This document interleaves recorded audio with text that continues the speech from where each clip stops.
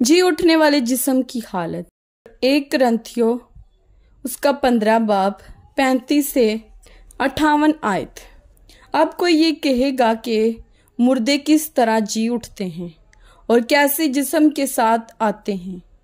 ए नादान, तू खुद जो कुछ बोता है जब तक वो ना मरे जिंदा नहीं किया जाता, और जो तू बोता है ये वो जिस्म नहीं जो पैदा होने वाला है, बल्कि सिर्फ दाना है, खा गेहूं का खा किसी और चीज का।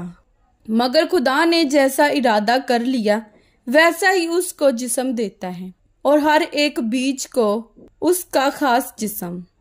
सब गोश्त यकसा गोश्त नहीं, बल्कि आदमियों का गोश्त और है, चौपाइयों का गोश्त और, परिंदों का गोश्त और है, मछलियों का गोश्त और। आसमानी भी जिस्म है और ज़मीनी भी, मगर आसमानियों का जलाल और है, ज़मीनियों का और। आफताब का जलाल और है, महताब का जलाल और, क्योंकि सितारे सितारे के जलाल में फ़र्क है। मुर्दों की क़यामत भी ऐसी ही है। जिस्म फना की हालत में बोया जाता है और बका की हालत में जी उठता है। बेहरुमती की हालत में बोया जाता है और जलाल की हालत में जी उठता है। कमज़ोरी की हालत में बोया जाता है और कुव्वत की हालत में जी उठता है। नफसानी जिस्म बोया जाता है और रूहानी जिस्म जी उठता है। जब नफसानी जिस्म है तो रूहानी जिस्म भी है।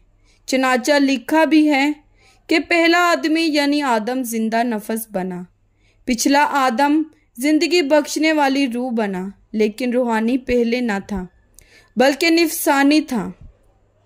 इसके बाद रूहानी हुआ। पहला आदमी जमीन से यानी खाकी था, दूसरा आदमी आसमानी है। जैसा वो खाकी था वैसे ही और खाकी भी है, और जैसा वो आसमानी है वैसे ही और आसमानी भी हैं। और जिस तरह हम इस खाकी की सूरत पर हुए उसी तरह उस आसमानी की सूरत पर भी होंगे।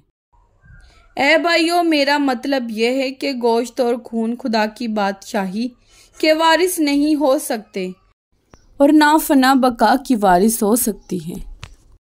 देखो, मैं तुमसे बेत की बात कहता हूँ, हम सब तो नहीं सोएंगे मगर सब बदल जाएंगे, और ये एक दम में, एक पल में पिछला नरसिंगा फूंकते ही होगा, क्योंकि नरसिंगा फूंका जाएगा और मुर्दे गैर फानी हालत में उठेंगे और हम बदल जाएंगे, क्योंकि ज़रूर है कि ये फानी जिस्म बका का जामा पहने और ये मरने वाला जिस्म हयात अब्दी का जामा पहने।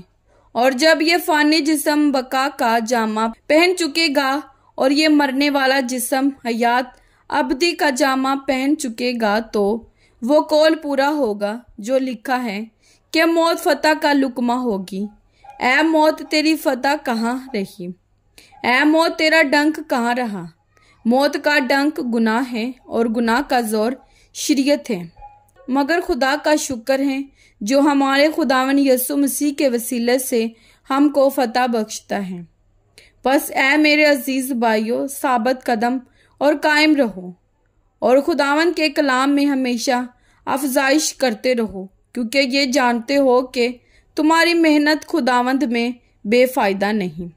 कलाम पाक के पढ़े और सुने जाने पर खुदावंद की खास बरकत हो। खुदावंद का शुक्र हो। आमीन। खुदावंद आप सबको बरकत दे। आमीन।